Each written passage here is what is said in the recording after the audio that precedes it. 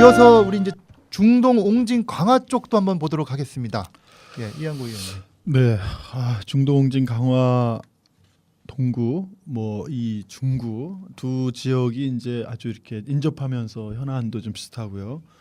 또 옹진이라고 하는 또 인천 전체 대표하는 그런 섬들을 또 대표하는 지역이고 강화 또 역시 마찬가지인데 너무 이 많습니다. 후보들의 공약도 많고요. 그 대표적으로 이렇게 공통점들을 보면 제3 연육교를 이제 조기에 건설하겠다. 이런 부분들은 이제 대체적으로 후보들이 이제 공통적인 거고, 또 하나는 영종에서부터 강화까지 이제 연육교를 놓겠다. 이런 부분에서는 그 이 두 가지로 나타나는데요. 영종에서 신도를 거쳐서 강화를 연육교를 놓겠다. 네. 이런 부분하고, 또 하나는 영종에서 강화를 놓겠다. 이제 이런 부분으로 이제 좀 이렇게 차별이 됩니다. 근데 영종에서 강화를 이제 직접 놓겠다. 이 부분들이 이제 안상수 후보가 지난 그 보궐선거 때 민자를 유치해서 놓겠다라는 공약이었는데, 이번에 특징은 제가 이 공보물을 보면서 안상수 후보의 공보물에 이 두 가지가 다 들어가 있어요. 그럼 어떻게 되는 겁니까? 그러게요. 제가 그래서 이게 어떤 게 진짜 공약인지 제가 참 공보물만 갖고는 참 네. 분별하기 어렵다는 말씀을 드리고, 이 각 후보별로 특징적인 걸 좀 보면요. 배준영 후보가 동인천역까지 KTX를 또 그 유치하겠다 이래가지고 KTX가 지금 각 지역마다 모든 후보들에게 부음이 이제 된 건데 가능한가 이제 그런 생각입니다. 또 하나는 배준영 후보의 특징이 강화군을 그 서해 평화 특구를 지정하겠다. 이거는 이렇게 보면은 참 새누리당의 공약보다는 그동안 이제 민주당이나 야당의 그런 서해 평화 특구 이런 공약이었는데, 배준영 후보가 이제 그 공약을 이제 내걸은 거고, 이 공약을 내건 취지는 국제 자유도시 조성 특별법, 그러니까 국제 자유도시 외국에 투자 유치를 하려면은 여기가 평화지대에 되니까 이런 그 당을 뛰어넘어서 그런 현실적 측면에서 이제 공약을 좀 이렇게 한 것 같습니다. 역시 배준영 후보는 또 대기업을 연계한 우수 자사고를 유치하겠다라는 공약, 또 그 새누리당 후보들이 많이 건 공약을 내걸었고요. 네. 3번 김해창 후보는 이 다른 후보들에 비해서 공약을 많이 걸지를 않았어요. 많이 걸지 않았지만 재밌는 공약들이 이제 몇 개 있는데, 동구의 이 부분을 중구 동구를 커뮤니티 뉴딜 정책이라고 해서 동구와 중구를 공동 조합 형태로 해서 같이 이 원도심 문제를 공동으로 해결하는 부분을 모색하겠다라는 거하고, 또 아주 특징적인 부분이 바로 옹진에 있어서 이런 그 옹진의 해양 그 관광이나 여러 가지를 하려면은 이 해사 채취를 제한해야 된다. 이제 이런 취지로 바다모래 채취를 제한하는 해사 채취 운영 및 관리 법률, 뭐 아주 이거는 그 지역의 쟁점인데도 분명한 자기 입장을 밝힌 특징이 있습니다. 조택상 후보 정의당의 4번 그 정의당과 더불어민주당의 단일 후보인데요.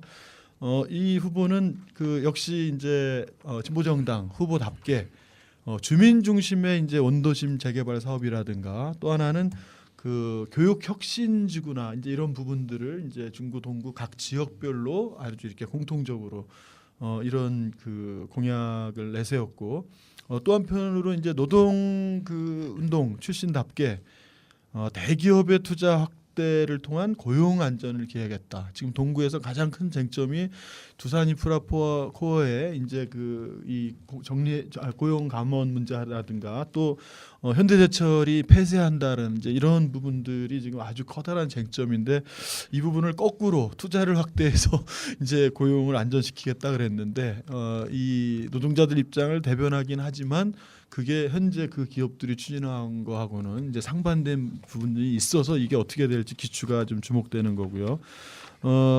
역시 이제 이 영종대교 무료 들어와, 또 공항 노동자들의 처우 개선, 뭐 그동안 이제 이 인천공항이 이렇게 세계 최고의 공항이라고 하지만 여러 하청 이런 그 회사 그 노동자들의 이제 이 진짜 피를 빤다 이런 식으로 이제 어떤 갑질을 한다 이제 이런 부분들로 부정적인 부분이 많이 있는데 역시 이제 그 진보정당 후보답게 그런 공약들을 내었습니다.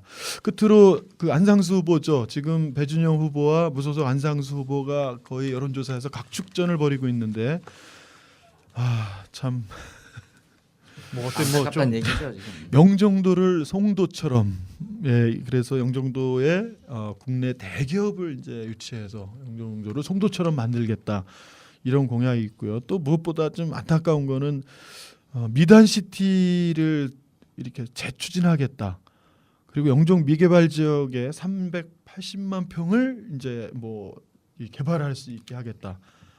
이 전임 그 3기 4기 때 그 하시고 싶었다가 다 못한 거를 뭐 어떻게 좀 다시 해보시려고 하는 것 같은데 지금 미단시티만 하더라도 그 립보가 이제 자본을 다 철수하기로 해서 복합 리조트 사업이 표류하게 이제 됐죠. 지금 6월달 정도에 이제 새로운 투자자를 참여시키느냐 못하냐가 이제 관건인데 이 부분들을 하지 못한다면 실제 내년 9월에 도시공사가 미단시티에 3,400억이라고 하는 그 이 지급 보증을 섰기 때문에 심각한 이제 위기 상황이 될 수 있는 그런 부분들입니다.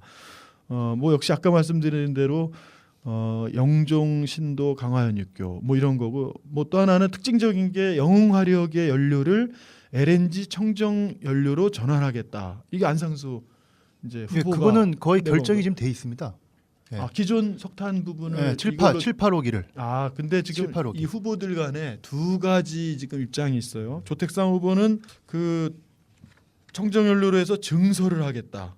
이런 진보정당 후보가 이걸 해야 되는지 뭐 그런 의문이 드는 공약인데 그렇게 했고 안상수 후보는 또 거꾸로 기존 그 화석연료를 LNG 청정연료로 전환하겠다. 또 이렇게 또 그런 공약들이 좀 있어서 좀 의아스럽습니다. 끝으로 이 네 후보들의 공통 공약을 보면은 영흥, 덕적, 자월 등 이런 부분을 이제 해양 관광 단지 또는 그 하나의 해양 관광 휴양지 이런 부분들의 공약들이 공통점인데 이 부분은 그 덕적군도를 국립공원이나 해상국립공원이나 이런 요구들이 이제 많이 있었지만 이런 게까지 발전되지 못한 그런 좀 한계가 있고요. 또 강화에 현재 인천시가 추진하는 이 관방 유적을 유네스코 세계유산으로 등재해서 또 고려 역사 이런 강화만이 갖고 있는 특징들을 연계한 이 지붕 없는 박물관들을 어떻게 더 국제적으로 이런 역사 유적지로 발전시킬 것인가 이런 부분들은 또 다 빠져 있는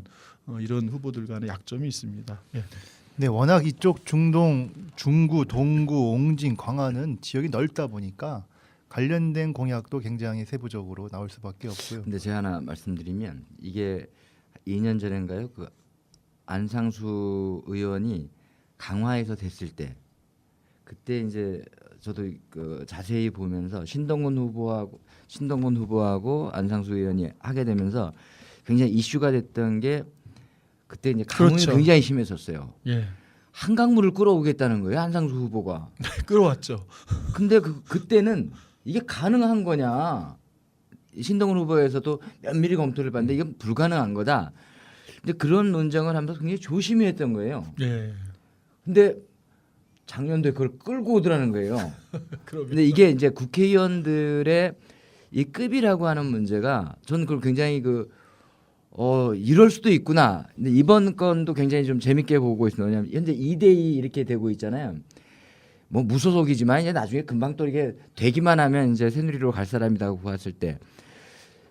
근데 이제 그때도 그랬고 이번에도 보면 이 김해창 후보나 조택상 후보가 굉장히 현실적이고 이렇게 필요한 부분들은 하지만 이 야당의 이 파이팅이 굉장히 약하다 이런 느낌이 좀 많고 그다음에 이 네 군데 지역이 굉장히 넓습니다. 인천의 70%를 차지하는 이 넓은 땅에 그냥 인구수가 작다라고 하지만 전체 인프라라든지 환경의 문제는 굉장히 중요한 문제고 그리고 안상수 전 시장도 이렇게 하고 있는데 굉장히 선전을 하고 있는데 싸움보다는 보다 이게 자기를 좀 알려나가는 현재 이렇게 돼서는 이게 다시 옛날 그 서구 강화을 이 악몽이 다시 되살아나온 듯한 이게 느낌인데 보다 좀 더 이렇게 마지막 파이팅이 좀 더 필요한 곳이 아닌가 이렇게 생각을 갖습니다. 누가 파이팅이 필요합니까 마지막? 조택상 후보나 김해창 후보의 아니 지금 2대이면 거의 그래도 가능하지 않을까 이렇게 생각을 하는데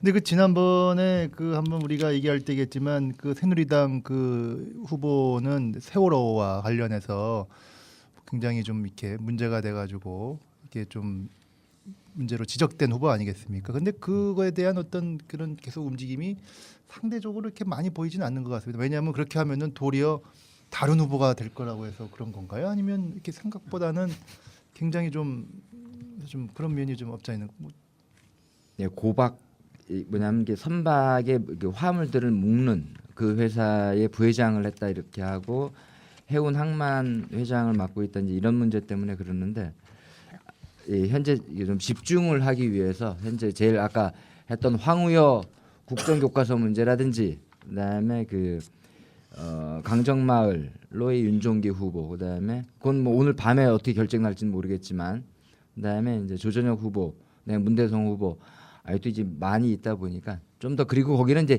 2대2 구도다 보니까 아마 거기는 조금 좀 무관심했던 부분이 아닌가 이렇게 생각합니다.